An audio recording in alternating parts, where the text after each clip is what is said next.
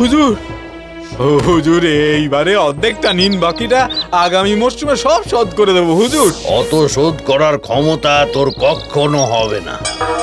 নে তোল সব।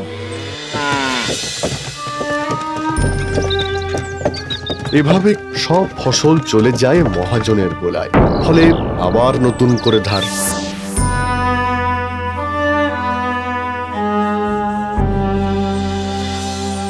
ওগো, দেখো একদিন না একদিন সব অভাব মিটে যাবে আমাদের।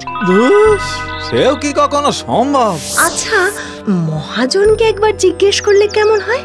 যদি বড়লোক হওয়ার সুলুক সন্ধান জানতে পারো। হ্যাঁ, এটা কিন্তু মন্দ বলনি বউ। যেমন ভাবা তেমনি কাজ। আরে আরে কি মুশকিল! ওরে আহা, ছাড় ছাড়, পা ছাড়। না হুজুর, আপনাকে বলতেই হবে হুজুর। হুজুর হুজুর বলেন না হুজুর। আরে আমি কি জানি, রাম জানে। কোথায় থাকে সে? সে তো শুনেছি অনেক দূরে থাকে। মহাজন মজা করে দায় সারা উত্তর দেয়, কিন্তু বোকা চাষি সব সত্যি ভেবে ঠিক করে যে সে রামের কাছে যাবে। শোনো, এতে গুড় মাখিয়ে রুটি দিয়ে দিয়েছি, খিদে পেলে খেও কেমন? আচ্ছা আচ্ছা, আমি যাই বউ, সাবধানে থেকো বুঝলে। সাবধানে যেও। দুগ্গা দুগ্গা দুগ্গা দুগ্গা। সাত সকালে কানাই বেরিয়ে পড়ে গ্রাম ছেড়ে। তারপর গ্রাম ছেড়ে শহর, শহর ছেড়ে আবার ভিনগা। খিদে পেট টনটন করে ওঠে, কিন্তু খায় না। ভাবে তিনটে তো মোটে রুটি, খেয়ে ফেললেই তো শেষ। ভাবতে ভাবতে পৌঁছে যায় এক বটতলায় বসে থাকা সাধু বাবার কাছে। বাবা, বাবা পেন নাম বাবা। কল্যাণ হোক। আচ্ছা বাবা, এই রামকে কোথায় পাবো বলতে পারেন? আগে প্রণামী দে। কিন্তু এই আমার কাছে তো চাল ডাল কিছু নেই, রুটি আছে, দেবো?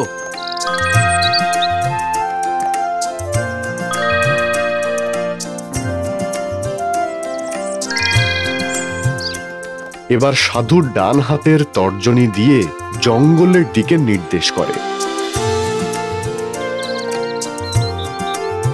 খানিক দূরে যেতেই দেখতে পায় একটা শন চুলের খুনখুনে বুড়ি গিয়ে আসছে। ও ঠাকমা, পেন নাম হই, বলছিলাম রাম কোথায় থাকে বলতে পারো? খিদের পেটে কি মগজ কাজ করে বল, তুই বল। আমার কাছে গুড় মাখানো রুটি আছে। দে দে তো বাছা, দে। কানাই তার দ্বিতীয় রুটিটা তুলে দেয় বুড়ির হাতে। ওই দিকের গ্রামের শেষে আছে বন, বনের শেষে রয়েছে নদী, নদীর পারে গাছের নিচে থাকে রাম। আচ্ছা বেশ বেশ, আমি তবে এখন আসি ঠাকমা। জঙ্গল পার হতেই পৌঁছে যায় নদীর কাছে, আর সেখানেই গাছের তলায় বসে আছে হাড় জিরজিরে এক বৃদ্ধ। বলছি, তুমি বলতে পারো রাম কোথায় থাকে? আমি তো রাম। হ্যাঁ, তুমি রাম? কিন্তু রাম তো অনেক বড় লোক। বড় লোক কি শুধু চেহারায় হয়? মানুষ বড় লোক হয় মনের উদারতায়। আচ্ছা আচ্ছা, বল বল, তোর কি চাই বল। আমি বড় লোক হতে চাই গো। তোকে বড় লোক করে দিলে তুই আমাকে কি দিবি? সে তুমি যা চাইবে তাই দেব। দে। হ্যাঁ, এখন কি দেব? আমার কাছে রুটি আছে, খাবে? দে দে, বড্ড খিদে পেয়েছে।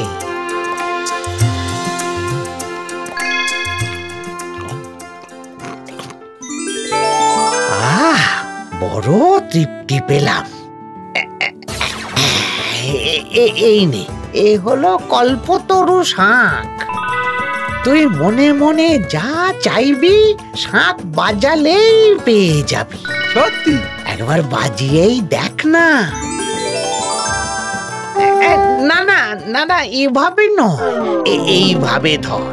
দু হাতের আঙুল চারটে পরস্পরের মধ্যে ঢুকিয়ে বাকি দুটো নিচে।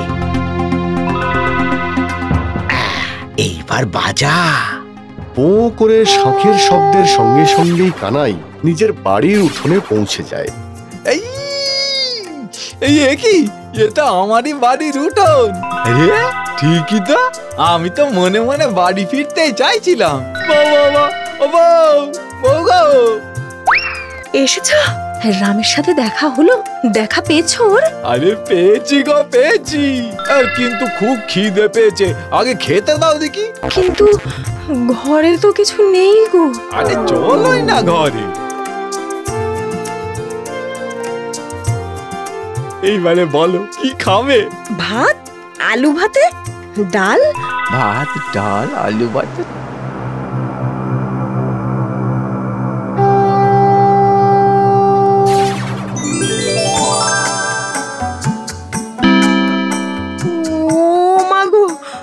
কি কাণ্ড গো! আরে আগে খেয়ে নাও, তারপরে সব বলছি। ব্যাস, চাষি আর চাষির বউকে পায় কে? দেখতে দেখতে মহাজনের থেকেও বড় লোক হয়ে যায় কানাই।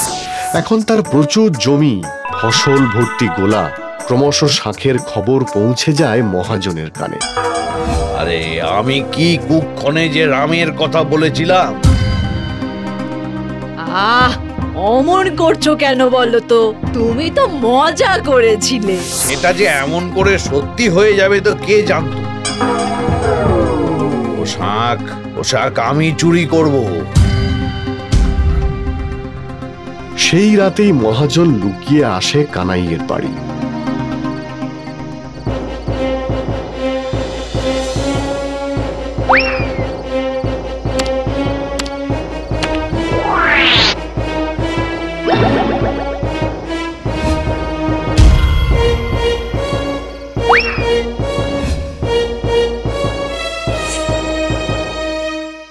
বাড়ি ফিরে মহাজন শাঁখে ফু দেয়, কিন্তু কিছুই হয় না।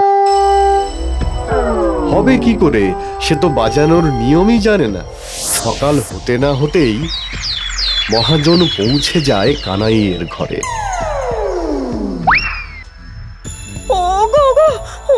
ওঠো না গো, সর্বনাশ হয়ে গেছে, দেখবে ওঠো।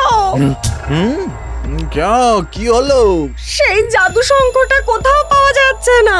আরে বাবা, ওটা ভগবানের দান। আমাদের প্রয়োজন ফুরিয়েছে, তাই ভগবান নিয়ে নিয়েছেন। এই আমাদের যা আছে তাই দিয়ে দিব্যি জীবন কেটে যাবে। তা ঠিক। কানাই, বাড়ি আছো নাকি? আরে আসুন আসুন। শুনলাম নাকি তোমার শাঁখটা হারিয়ে গেছে। ও ভগবানের দান, ভগবান নিয়ে নিয়েছেন। তা ঠিক, তবে আমি জানি তোমার শাঁখ কোথায় আছে। আমি সেটা তোমাকে ফিরিয়েও দিতে পারি, তবে একটা শর্তে। কি শর্ত? শাঁখ বাজিয়ে তুমি যা পাবে তার দ্বিগুণ আমাকে দিতে হবে। বোকা চাষি সঙ্গে সঙ্গে রাজি হয়ে যায়। ব্যাস, ফাঁদে পড়ল বোকা কানাই। সে যা চায় মহাজনকে দিতে হয় তার দ্বিগুণ। 100 টাকা চাইলে দিতে হয় 200।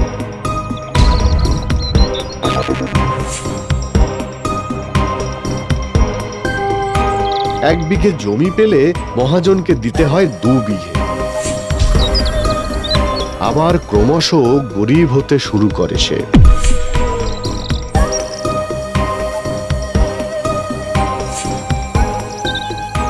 হ্যাঁ গো, আমাদের তো অবস্থা আবার সেই আগের মতোই হয়ে গেল।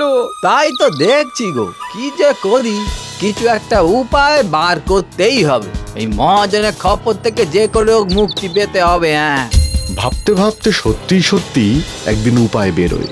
বউয়ের সঙ্গে পরামর্শ করে মনে মনে কামনা করে সেই জাদুর শাঁখে ফু দেয় কানাই। ব্যাস, অমনি তার এক চোখ কানা হয়ে যায়। কিন্তু অন্যদিকে মহাজন হয় সম্পূর্ণ অন্ধ। ও মা গো, কি হলো, কি হলো গো? হায় হায় হায়, আমি কি অন্ধ হয়ে গেলাম নাকি? কোন দিকে যাব এখন? হাতড়ে হাতড়ে বাড়ি যাওয়ার পথ খোঁজে, কিন্তু ভুল করে চাষের জমিতে জল দেওয়ার জন্য চাষির খোঁড়া কুয়োর দিকেই সে হাঁটতে থাকে। হ্যাঁ হ্যাঁ, মনে হচ্ছে এই দিকেই। হ্যাঁ হ্যাঁ। ব্যাস, ক্রমশ এগিয়ে যায় কুয়োর দিকে আর ঝপাং করে পড়ে যায় সেই কুয়োর মধ্যে। ও মা গো! আর উঠতে পারে না মহাজন। ওদিকে কানাইকেও আর দ্বিগুণ দিতে হয় না। এবার তাদের সুখেই দিন কাটতে থাকে।